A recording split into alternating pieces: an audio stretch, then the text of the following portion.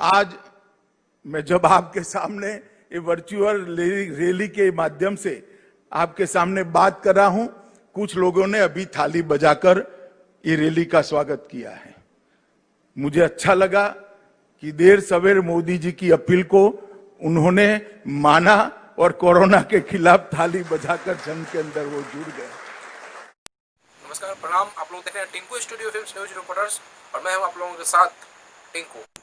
आज 7 जून 4 बजे जो अमित शाह जी ने वर्चुअल रैली का प्रसारण किया वो कितना सक्सेस हुआ और जनता को उन्होंने क्या बताया, लंटेन और ताली और थाली का हंसकर भी बात सामने आई। आइए देखते हैं रिपोर्ट। बाबू जगजीवन राम जी, राजेंद्र बाबू, जयप्रकाश नारायण, श्री बाबू, इस सब के योगदान को हम कैसे भुला सकते हैं। और आजादी के बाद भी जब कांग्रेस पार्टी की नेता श्रीमती इंदिरा गांधी ने आपातकाल डालकर लोकतंत्र का गला घोंटने का प्रयास किया, ये बिहार की जनता ने ही जेपी के नेतृत्व में आंदोलन कर फिर से एक बार लोकतंत्र को प्रस्थापित करने का काम किया था।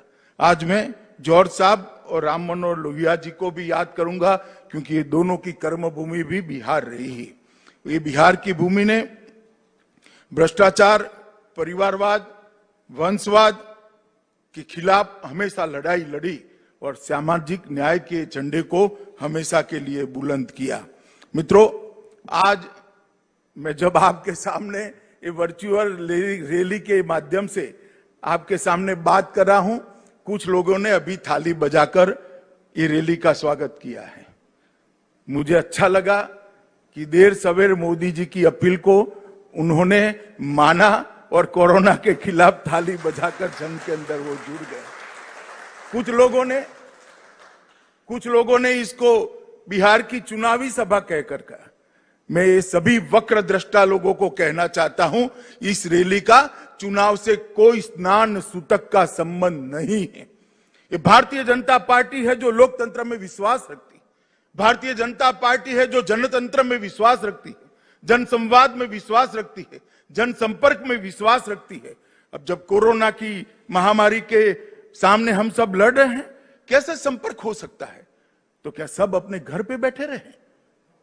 हम जनसंपर्क का हमारा संस्कार गंवा दे? हम जनसंपर्क के संस्कार को बचाए रखना चाहते हैं। मैं जगत प्रकाश नड्डा जी, भारतीय जनता पार्टी के राष्ट्रीय अध्यक्ष जी को बहुत बहुत बधाई देता हूं कि 75 वर्चुअल रैली के माध्यम से देश भर की जनता का हर मंडल तक संपर्क करने का उन्होंने जरिया प्रदान किया है। और ये रैली कोई चुनावी रैली नहीं है। ये रैली कोई राजनीतिक दल के गुणगान गाने की रैली नहीं है। ये वर्चुअल रैली है देश की करोड़ों की जनता को कोरोना के खिलाफ जंग के अंदर जोड़ने के लिए उनके हौसले बुलंद करने की रैली है। ये रैली है आत्मविश्वास से भरपूर, आत्मनिर्भर, जगमगाता भारत बनाने के नरेंद्र मोदी के आह्वान के साथ देश की जनता को जोड़ने की रैली है। जो वक्रदृष्टा लोग इसमें भी राजनीति देखना चाहते हैं, मैं उनको पूछना चाहता हूं, किसने रोका है भैया आपको? दिल्ली में बैठकर मौज करने की बजाय पटना से दरभंगा तक एक वर्चुअल रैली ही कर लेते। किसने रोका था? मगर मैं इन पर ज्यादा समय जाया करना नहीं चाहता। मित्रों, नड्डा जी ने भारतीय जनता पार्टी के कई नेताओं के माध्यम से देश में 75 वर्चुअल रैलियों को आयोजित किया है और मुझे भरोसा है ये वर्चुअल रैली के माध्यम से न केवल भारतीय जनता पार्टी के करोड़ों कार्यकर्ता परंतु करोड़ों की देश की जनता का संपर्क कर आत्मनिर्भर भारत की हमारे मोदी जी के आह्वान को हम सफल बनाने के लिए जुट जाएंगे, जनता को भी जोड़ेंगे और कोरोना के खिलाफ जो लड़ाई मोदी जी ने छेड़ी है इसमें विजयी होकर भारत फिर से एक बार आत्मविश्वास के साथ आत्मनिर्भर भारत के रास्ते पर चल पड़ेगा। इसलिए मैं सभी कार्यकर्ता को कहता हूं कि कुछ वक्रदृष्टा लोग कुछ भी कहे, हमें हमारा रास्ता चलित करने की जरूरत नहीं है। हमें हमारे रास्ते पर चलते जाना है और हमारे लक्ष्य तक हमारा संघर्ष चालू रखना है। मित्रों, आज इस रैली के माध्यम से बिहार के लाखों कार्यकर्ता और जनता भारतीय जनता पार्टी के इस मंच के साथ जुड़ी है, मैं सभी को मनपूर्वक प्रणाम करना चाहता हूं, क्योंकि जब कभी भी भारतीय जनता पार्टी के नेता नरेंद्र मोदी जी बिहार की जनता के सामने अपनी झोली लेकर वोट मांगने आए, मोदी जी की झोली को आपने वोटों से भरकर पूर्ण बहुमत दोनों बार दिलाया है। और वो पूर्ण बहुमत जो आपने दिया, जो विश्वास दिया, मोदी जी को जो साहस बंधाया, मोदी जी पर आशीर्वाद दिए, इसी का परिणाम है कि पूरा पूर्वी भारत, न केवल बिहार, पूरा पूर्वी भारत आज विकास के रास्ते पर चल पड़ा है। 2014 में मोदी जी ने कहा था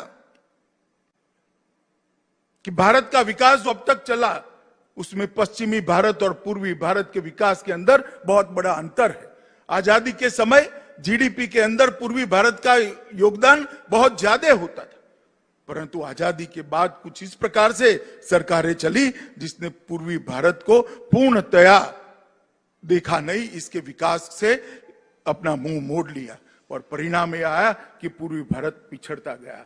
मोदी जी ने ये 6 साल के अंदर करोड़ों गरीबों के जीवन में प्रकाश लाने का एक प्रयास किया है। इसका सबसे बड़ा फायदा अगर हुआ है तो मेरे पूर्वी भारत के लोगों को हुआ है, पूर्वांचल के लोगों को हुआ है, बिहार के लोगों को हुआ है, बंगाल, उड़ीसा और उत्तर पूर्व के लोगों को हुआ है।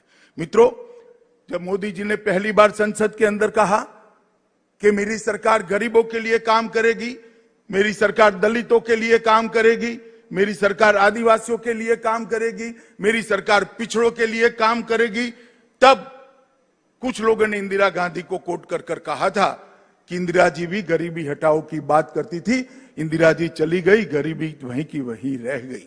मगर उनको मालूम नहीं था ये भारतीय जनता पार्टी का नेता नरेंद्र मोदी के बोले हुए वचन है, वो जो बोलते हैं वो करते हैं। और आज देखते देखते आयुष्मान भारत के तहत देश के 50 करोड़ लोगों को 5 लाख तक की सारी स्वास्थ्य सुविधाएं फ्री ऑफ कॉस्ट देने का काम नरेंद्र मोदी जी ने कर 50 करोड़ लोगों के जीवन में एक उजास भरने का काम किया है, उजाला भरने का काम किया है। आज 50 करोड़ लोग, चाहे छोटा बच्चा बीमार पड़ जाए, बूढ़ी माँ बीमार पड़ जाए, बूढ़े पिताजी बीमार पड़ जाए, उसको चिंता नहीं है कहीं से लोन लेंगे साहूकार के, वहां से कुछ पैसा जमीन गिरो कर कर ले आएंगे, अपना मकान गिरो कर कर ले आएंगे, वो जरूरत ही नहीं है।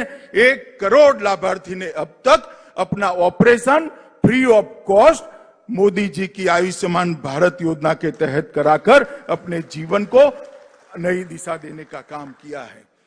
उज्ज्वला योजना के तहत 8 करोड़ से ज्यादा माताएं बहनें आज घर के अंदर चूल्हा के धुआं नहीं सहन करती हैं।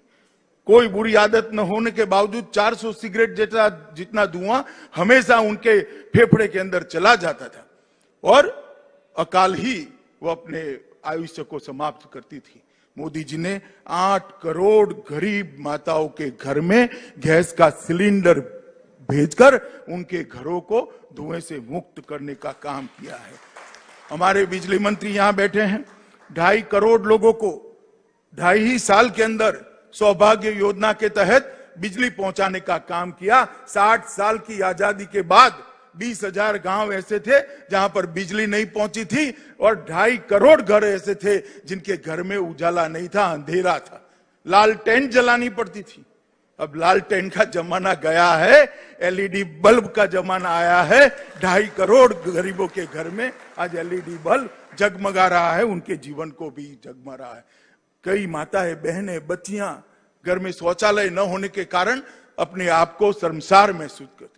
10 करोड़ घरों के अंदर शौचालय भेजकर मोदी जी ने न केवल शर्म को दूर करने का काम किया है, उनको सम्मान दिलाने का काम किया है, उनके आत्मविश्वास को बढ़ाने का काम किया है और उनके अच्छे स्वास्थ्य की भी चिंता की है। प्रधानमंत्री आवास योजना के तहत हमने लक्ष्य रखा है, जब भारत आजादी की 75वीं सालगिरह मनाएगा, इस देश में कोई भी व्यक्ति ऐसी नहीं होगी जिसके पास घर नहीं होगा। हमने 2.5 करोड़ लोगों को घर देने का काम पहली ही टर्म के अंदर 14 से 19 के बीच में समाप्त कर दिया है। और मोदी जी ने सबसे बड़ा काम किया है मित्रों, भारत का सम्मान दुनिया के अंदर आसमान तक बढ़ाने का काम नरेंद्र मोदी जी ने किया। एक जमाना था कि हमारी सरहदों से कोई भी घुस जाता था, हमारी सीमाओं के साथ छेड़खानी करता था, हमारे जवानों के सर काट कर ले जाते थे और दिल्ली के दरबार में उफ तक नहीं की जाती थी। हमारे समय में भी उरी हुआ, पुलवामा हुआ, मगर ये नरेंद्र मोदी सरकार थी, भारतीय जनता पार्टी की सरकार थी। कुछ ही दिनों में सर्जिकल स्ट्राइक और एयर स्ट्राइक कर कर घस में घुसकर दंडित करने का काम भारतीय जनता पार्टी की नरेंद्र मोदी सरकार ने किया। और इसके साथ ही भारत की रक्षा नीति को वैश्विक स्वीकृति मिली। पूरा दुनिया ये मानने लगा कि अमेरिका और इजराइल के बाद अगर कोई देश अपनी सीमाओं की रक्षा करने के लिए सक्षम है तो उसमें तीसरा नाम हमारे महान भारत का जोड़ने का काम किया। और नरेंद्र मोदी जी ने सबका साथ सबका विकास के साथ हमारी सीमाओं को भी सुरक्षित किया और कई ऐसे काम किए जिसके माध्यम से दुनिया में देश को सम्मान मिला।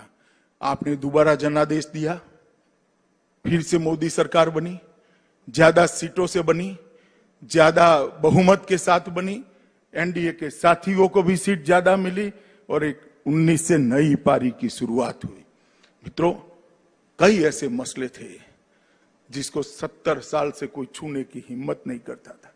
वो मसले देश की एकता, अखंडितता और देश की सुरक्षा के साथ जुड़े हुए थे। नरेंद्र मोदी जी ने 5 अगस्त को धारा 370 और 35 को समाप्त कर कर कश्मीर को हमेशा के लिए भारत के साथ जोड़ने का काम किया। और भारत का बच्चा बच्चा, मित्रों, भारत का बच्चा बच्चा इस बात पर गर्व कर रहा है कि 3 पीढ़ियों से कहते थे जहां हुए बलिदान मुखर्जी वो कश्मीर हमारा है, वो महज नारा नहीं था, आज कश्मीर हमारा हो चुका है। वो बात को मोदी जी ने सबको।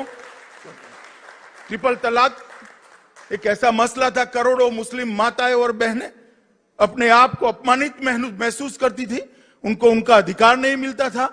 वोट बैंक की लालच के कारण कोई इसको ट्रिपल तलाक को हटाने की हिम्मत नहीं करता था।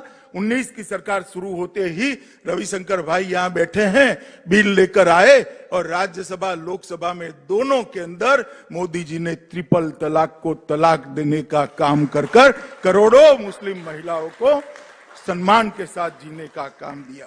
राम जन्मभूमि, करोड़ों लोग न केवल भारत में, दुनिया भर में चाहते थे कि जहां पर प्रभु श्री राम का जन्म हुआ था वहीं पर एक भव्य राम मंदिर का निर्माण हो। 150 साल से मसला अदालतों के अंदर इधर उधर घूमता रहता था, क्योंकि सरकारों की मंशा ही नहीं थी कि ये मसला अपने अंजाम तक पहुंचे। नरेंद्र मोदी सरकार आई, सरकार ने सटीक पक्ष रखा, जजमेंट आ गया, श्री राम जन्मभूमि निर्माण का रास्ता प्रशस्त हुआ और मोदी जी ने पिछले ही सत्र के अंदर श्री राम जन्मभूमि के लिए एक ट्रस्ट बनाकर राम जन्मभूमि निर्माण का रास्ता प्रशस्त